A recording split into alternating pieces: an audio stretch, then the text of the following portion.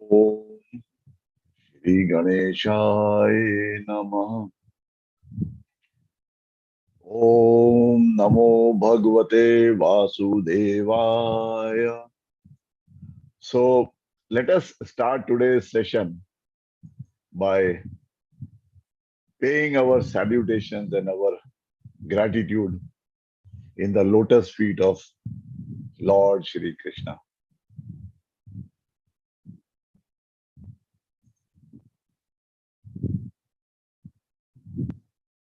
It says, Bhaje Vraje Kamandanam Samast Pap Khandanam Swabhakta Chitta Ranjanam Sadaiv Nanda Andanam Supachcha Guchcha Mastakam Sunad Vedu Hastakam Anang Ranga Sagaram Namami Krishna Nagaram Namami Krishna Nagaram. So, welcome all of you to this divine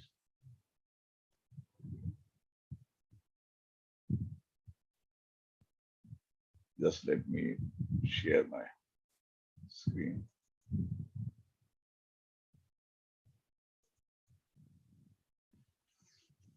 So, welcome all of you, divine souls. We are all, in essence, the same one consciousness, And I pray to Lord Krishna, Lord Shri Krishna, who is the Jagat Guru, the Guru of the entire creation, to bless us all with divine wisdom. So today, we will be continuing our journey through Bhagavad Gita, chapter 2, shloka number 11. Now, do you know why we get sucked into this vortex of pain and suffering? It is because of our victim mindset. Our victim mindset is both the cause and the effect of keeping us in this state of pain and suffering.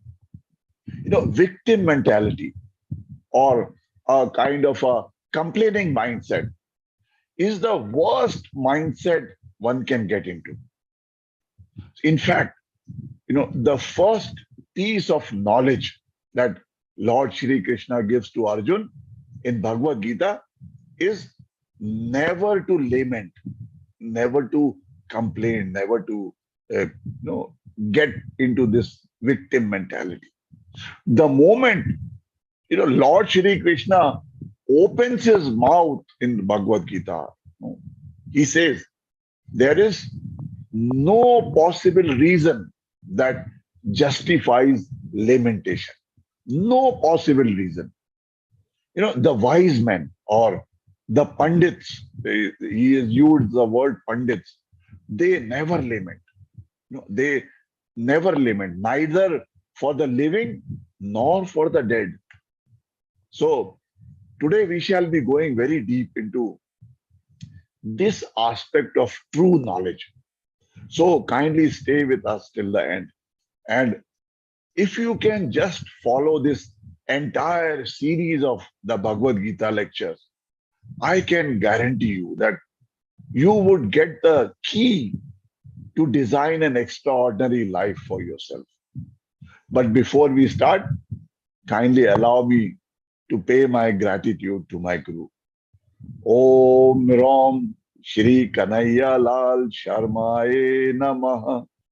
Om Shri Guruve Namaha. Lord Shri Krishna tells Arjun in this shloka of chapter 2 of shloka number 11. Lord Shri Krishna says, Shri Bhagavan Vacha Ashochan Anvashocastvam Pragyavadansh bhashase gatasuncha nanu shochanti pandita. Starting with this verse, Bhagwan Shri Krishna starts giving knowledge and wisdom to Arjun. Now, the teaching of Bhagavad Gita starts from this shloka. The seed, as the seed contains the essence of the whole tree, similarly, this shloka is considered as the seed of entire Bhagavad Gita, of the Gita Shastra, as we call it. The message of Bhagavad Gita starts with the word asochayan. That means something which is not worthy of grieving. And the message of Bhagavad Gita ends with the words ma socha. That means do not grieve. So, the main purpose of the teaching Bhagavad Gita is the removal of grief and sorrow. That is the main purpose of Bhagavad Gita. There is nothing in this world that is worthy of our grief. Lord Shri Krishna says to Arjun, he says, see, Arjun, while you speak the words of wisdom, you speak as if you are a wise man. You are mourning for that which is not worthy of grieving. The wise men, they lament neither for the living nor for the dead. This is a very profound knowledge that Lord Shri Krishna is saying. And it has got a very, very deeper meaning. The situation on the battlefield of Kurukshetra is currently such that, Arjun has seen the enemies, and he has seen that his own kith and kin are on the other side, which he has to fight. So Arjun is now lamenting because he has got his own reasons that he feels are right. He is lamenting because he has to fight against his own kith and against his own cousin brothers, against his gurus and his beloved Pitama Bhishma. And his reasons are very, very valid as per Arjun's reasoning and intellect. He says, I am in so much grief and I am lamenting because it is so difficult situation. But rather than trying to comfort Arjun, because Arjun's mental condition is of very grief. So Lord Shri Krishna, rather than comforting Arjun, he is countering his arguments. He says, Arjun, although you believe and think that you are speaking the words of wisdom, you are actually speaking out of ignorance. No possible reason justifies lamentation. He has used this word, nanu shochanti panditaha. The last two words. The pandits, those who are wise. Who are the pandits? Those who are wise. They never lament. No, they never lament, neither for the living nor for the dead. Therefore, the grief that you are visualizing in killing your relatives, Arjun, is not real. It is illusory. No, so if you grieve for illusory things, then you are not a pandit. You are not a wise man. See, Lord Shri Krishna is reprimanding Arjun that while you are speaking the words of wisdom, but you are mourning for that which is not worthy of grieving. What Shri Krishna means to say that Arjun is speaking like a wise man, but he is behaving like an ignorant person. Is it not contradictory?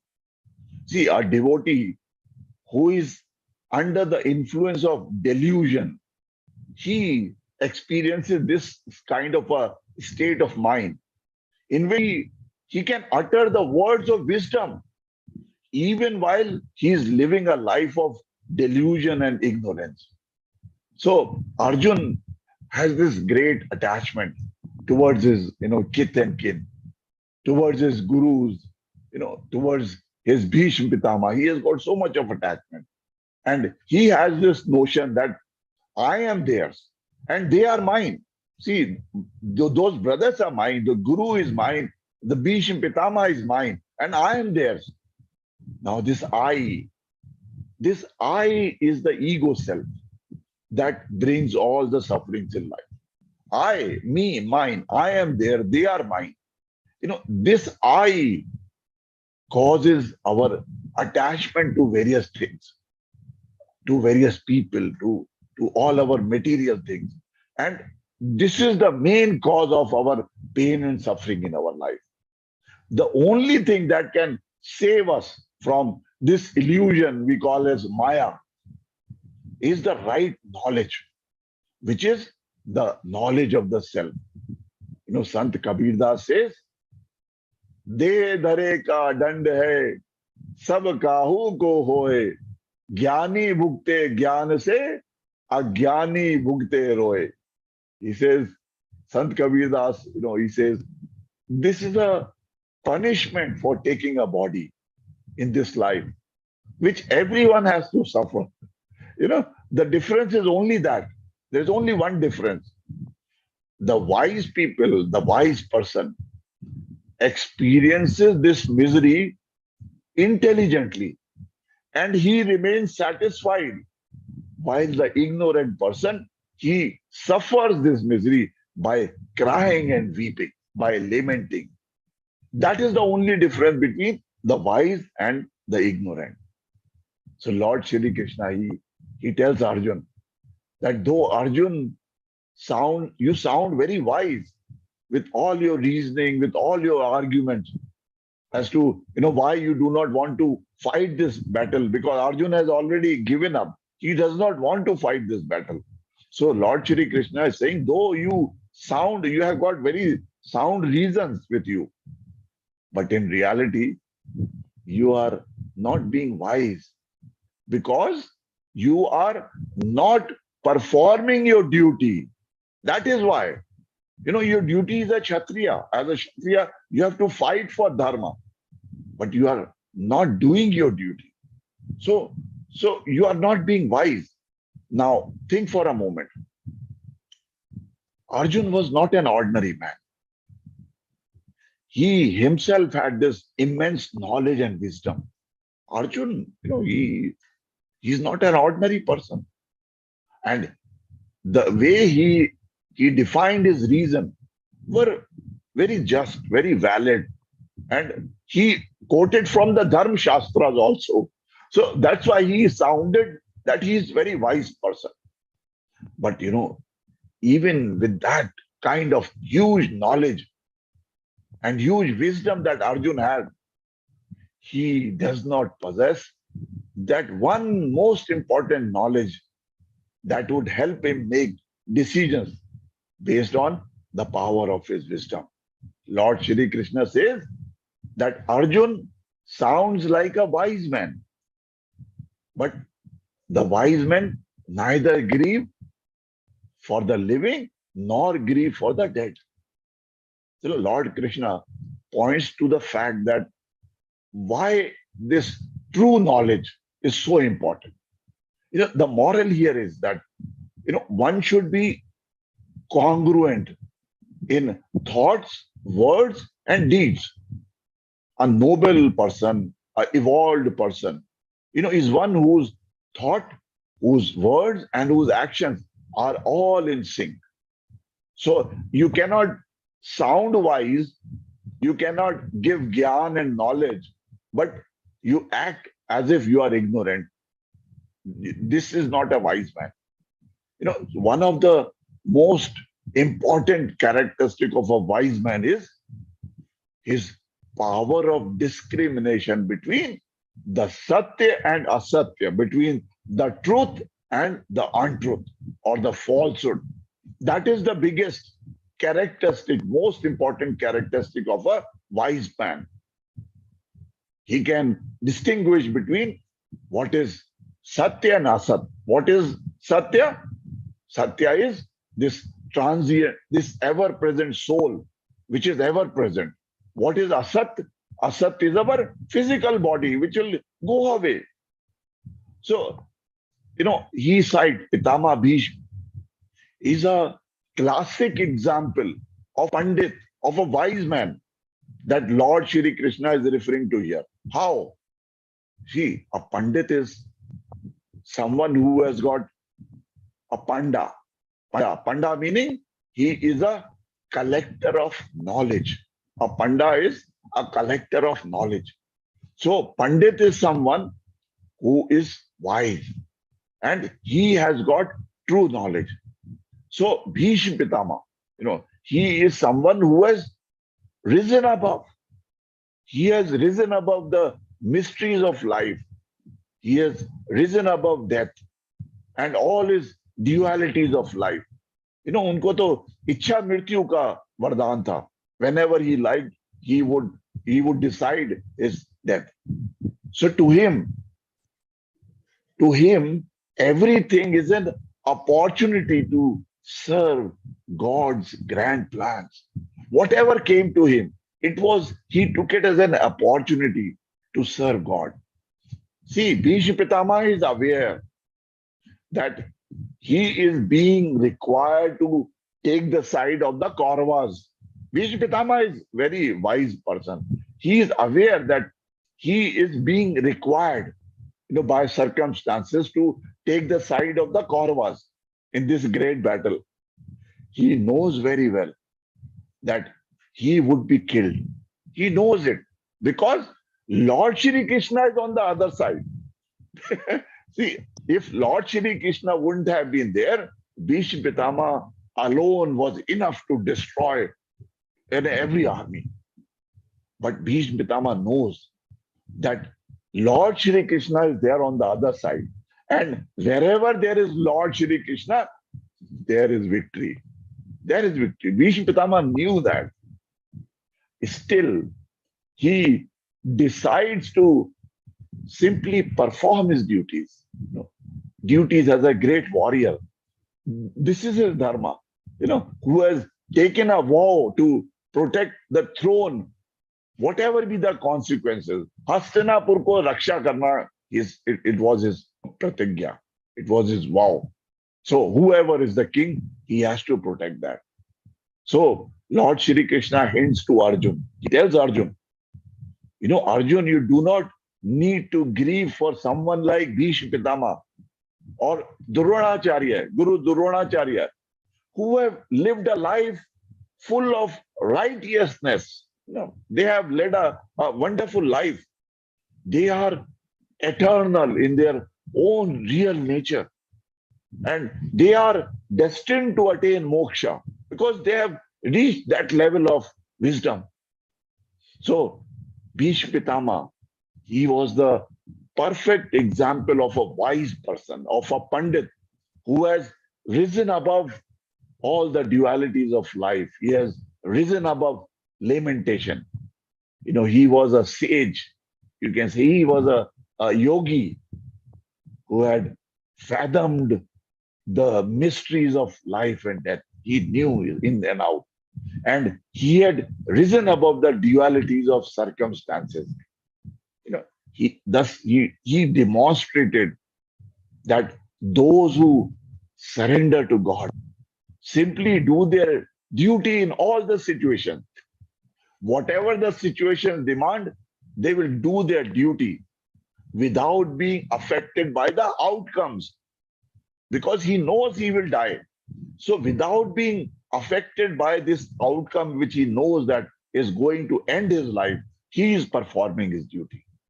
Such people never lament because they accept all the circumstances as God's grace. That is what is meant by, the wise mourning neither for the living nor for the dead. The wise do not indulge in grief for things that are inevitable. Like, death is inevitable.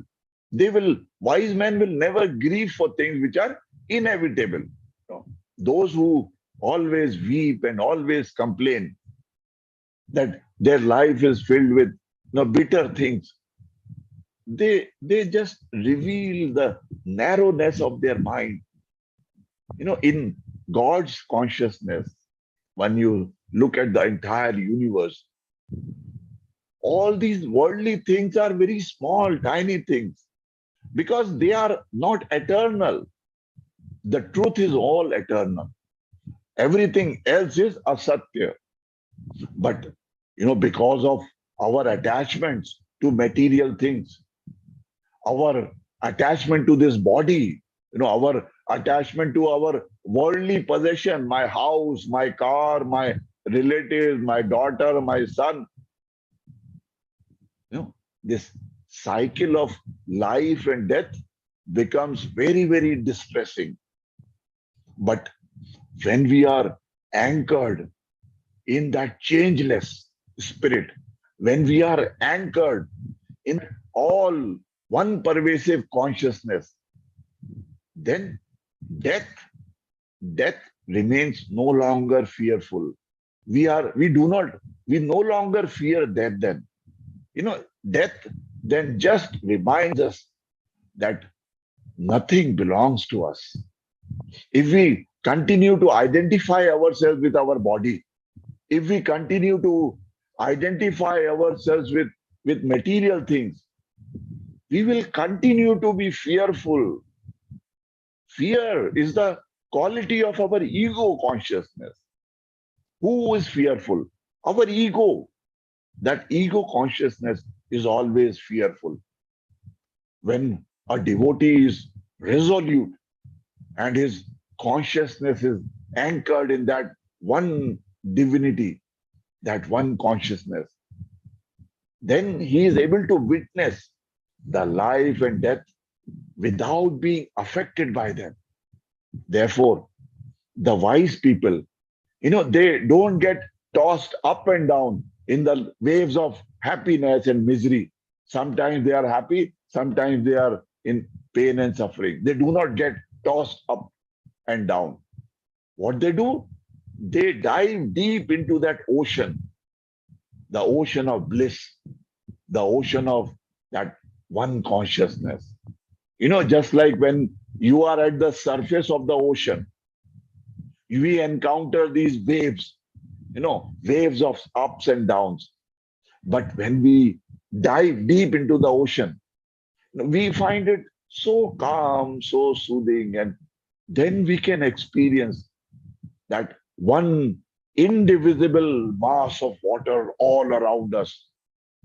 In the same way, those who acknowledge life and death separately, who view that life is separate and death is separate, they are tossed by the pain and sorrow. But those who live deep in that one all-pervasive consciousness, they behold, they feel the bliss of that oneness. Lord Shri Krishna, here gives a new definition of the word Pandit. A Pandit, he says, neither grieves for the dead nor grieves for the living. And again in chapter 4, Bhagavad Gita, Bhagwan Shri Krishna, he describes Pandit as someone who has burnt up his whole karmas in the fire of Gyan. Gyan Agni mein apne sare karm bhasm kar diye usne. And again in 5th chapter, Lord Shri Krishna describes Pandit as one who looks everyone with an equal eye, samdrashti. So the message of Lord Shri Krishna is very clear. The goal of life or success cannot be attained by a mind which is full of delusion. Success cannot be attained by those whose intellect is clouded. Only with true knowledge, with right knowledge, we can become a true Pandit. A true Pandit is one who creates his own destiny by his knowledgeable karma. attainment of oneness with God, with that supreme consciousness, with that cosmic consciousness that gives us the ultimate perception in which all these differences of dream life, they melt into just one feeling of everlasting joy all around. You know, forget the past because past is gone. Forget the future because it is beyond your reach now. You only control the present. Live very well, supremely well now. And once you are living well in the present, it will whitewash your dark past. If your past has been dark, it will be whitewashed. And it will compel the future to become brighter. Because of you living in the present, you will make your future brighter. This is the way of the wise. This is what a Pandit looks like. So I am your brother guide to prosperity. And my mission in life is to help you realize the dreams of your life. And I wish to help you achieve something worthwhile in life for which your family, your parents, and your children can be proud of. I seek divine permission, of Lord Shri Krishna to end today's session. Om Purnamada Purnamidam Purnat Purnamudachyate Purnasya Purnamadaya Purnamevavashishyate. Om Shanti Shanti Shanti.